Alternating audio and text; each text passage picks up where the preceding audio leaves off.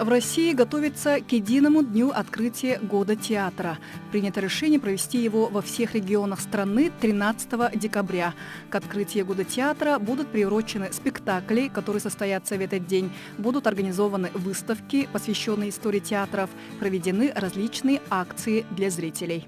То, что было объявлено в России Год театра, этого ждали, конечно, многие наши театральные деятели, многие наши творческие коллективы.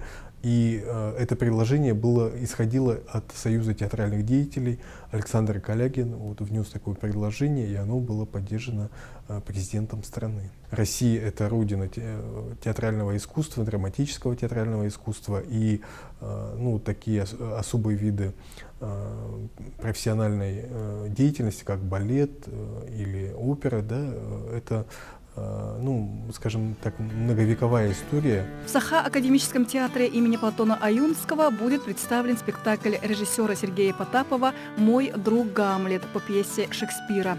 Также состоится открытие выставки музейных экспонатов театра.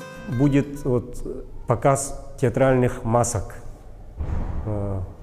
потому что Саха-театр — это театр с мировым именем, и мы заканчиваем фойе масками.